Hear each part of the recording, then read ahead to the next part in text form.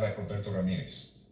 We're calling on the tales of an era where an O was so important. And listen, it still is. The O is very important. But Floyd Mayweather set this precedent that undefeated fighters are the only way that's the goal for everyone to be. And then it set the precedent that you got guys avoiding each other so they can keep their O and not taking risky fights until they're making tons and tons of money. And this might be a little bit of that, but it also matters how you lose. So Subriel Matias was considered quote unquote the boogeyman of the division. Two-fisted puncher, very, very popular Puerto Rican fighter. Puerto Rico is striving for a star right now, and it looked like Subriel Matias could be that guy to step into that vacuum that's been created in the past couple of years, or that void rather. So I think a lot of that pushed his career. Like this is the next guy. He was huge on Reddit forums. People loved him. We were getting a lot of feedback from fans who were tuning in that were big Subriel Matias fans. Listen, good. He wins a big fight. He becomes a world champion. He gets his homecoming fight. They're going to Puerto Rico. They match him with a very nice glossy record, but kind of an unheralded guy in Liam Powell. And he goes out there and puts up a dud. He gets completely outboxed. He looks ordinary and listless even. So it's not just the fact that he lost, because he wasn't undefeated anyway. He already had a loss in his record. It's how he lost. And losing to a guy like Liam Powell in your hometown the way he did is why he fell off so fast and why Liam Powell shot up so high. Liam Powell is now defending his world title against Richardson Hitchens, another undefeated fighter. Liam Powell's been on tear. He's got a lot more juice going with him, because one of which is because of that win over Matias. He beat the boogeyman. He slayed the boogeyman, and now he's stepped into position as a world champion. So it's not so much that he's just taking a loss, because again, he already had a loss, but the fact of how you lose and where he lost, that all matters, because it kind of gives the inclination that this guy kind of was drinking his own Kool-Aid, was fighting at home, and got a little bit lazy. So now, Matchroom saw that. Promotions are not going to take chances on you once again. A lot of money goes into fighting in your hometown. So a big risk was taken. Didn't work out. Now he's got to go back down to the bottom, work his way up.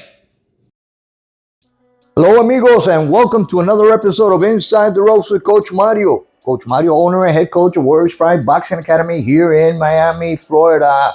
How you doing, guys? It's Saturday, fight night today. All right, we're going to see Subriel Matias, El Orgullo de Maternillo, facing Roberto Ramirez, 100th ranked fighter in the world. All right, let's see how Matias does. This is a test for him. As you all saw the comments, finally, we hear some comments on ProBox TV.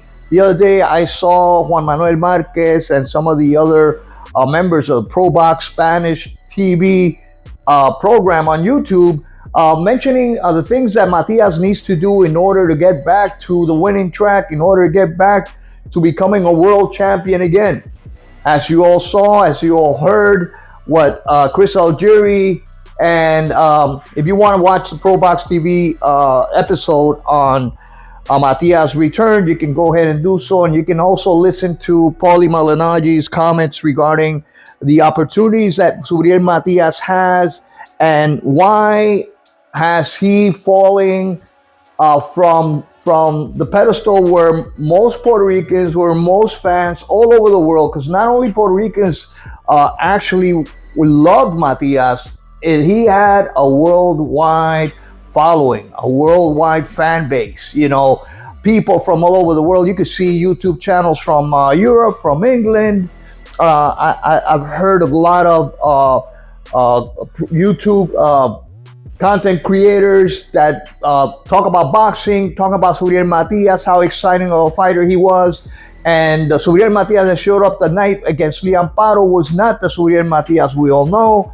He looked like a brain-dead zombie that night, just walking forward, taking punches in his arms, in his face. It was a very,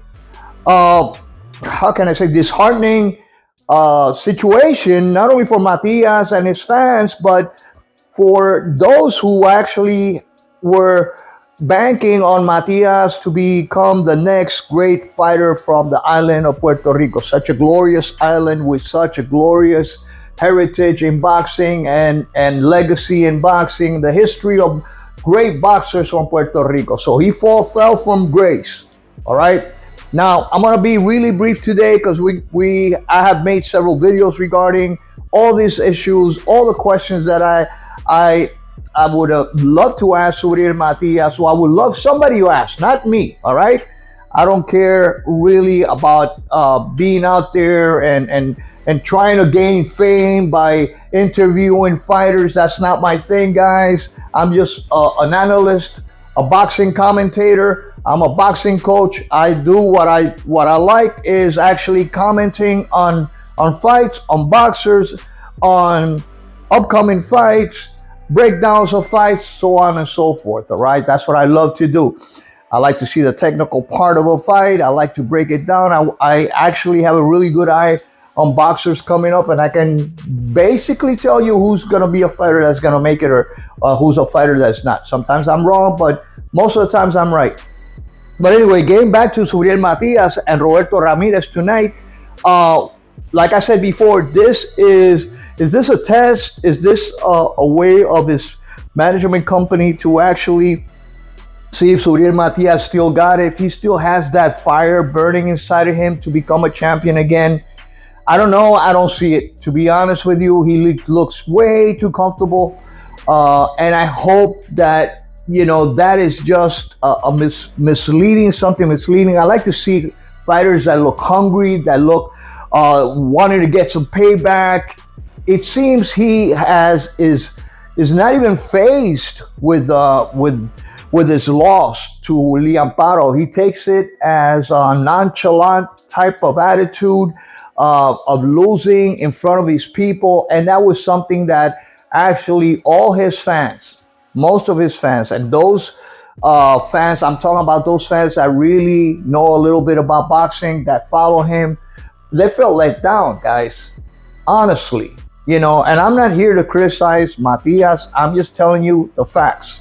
I'm going over the facts. And if you are too thin-skinned to know that what I'm saying is actually what has transpired with Matias, and exposing out there the reasons why he fell, and why some of these questions that are still unanswered, why they haven't been asked by yes men, by some of these YouTube content creators, and when they interview Matias, is the mere fact that, in all honesty, these, if you're a person that is an impartial person, that somebody that actually looks at everything with an impartial eye, or somebody that's not a fanatic, somebody that's not a fanboy, somebody that's actually looking at fights as an impartial judge. And you have to be like that when you're a commentator. You have to be like that when you're an analyst.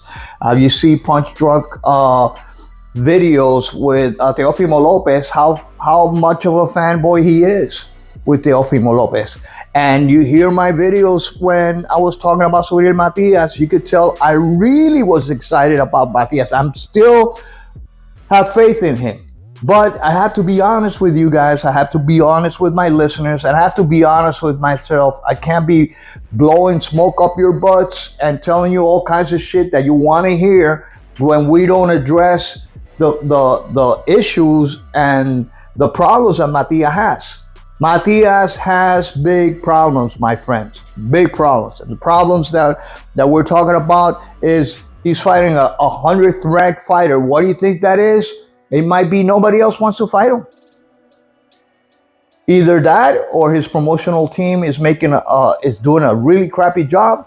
The zone wants no part of Matias anymore. They don't want to take any risk, or Matchroom Boxing doesn't want to take any risk in Matias after giving him the red carpet treatment and bringing him on board to Matchroom, giving him a fight in front of his people. Matias did not show up that night to fight. So if you're mad at me, guys, if you're mad at me because I'm stating the facts, then you should not watch boxing. Anyway, guys, my point is, we're all here wanting the best for Subriel Matias. We have high hopes for Subriel Matias. Unfortunately, He's got the problem that nobody will want to face him because he's a high risk, low reward type of fighter. If Subriel Matias are not able to get fights with his top contenders, and the IBF does not force some of these other contenders or champions to fight Subriel Matias, he is in deep doo-doo, my friends. All right. But anyway, guys, this is what I wanted to say today. You know, Subriel Matias has big problems. His fall from grace was devastating, could be devastating to his career. We wish him the best. Tonight is a little bit of a test, I think, in order to see where Matias is at skill-wise and mentally-wise. Is he too comfortable in Puerto Rico? He has not mentioned anything about his training with Nelson Adams Jr. He just mentioned that the other day, which was, you got to listen to some of these things, mentioning about Jay Panda had all the great sparring partners and everything else, but he has not talked about his current training methods with Nelson Adams Jr. What is he working on? How is that benefiting him? No props for Nelson Adams Jr. whatsoever from Subriel Matias. All right, my prediction for tonight, knockout under 6 rounds. That's what I'm looking for. I'm looking for Subriel Matias throws 80 to 90 punches per round. Of Subriel Matias that engages his opponent from the sound of the first bell. Relentless destroyer Matias. That's what we want to see. Anyway, guys, God bless you all. Until next time, this is Coach Mario, owner and head coach of Warriors Pride Boxing Academy, saying hasta la vista. God bless you all. Enjoy the fights and peace.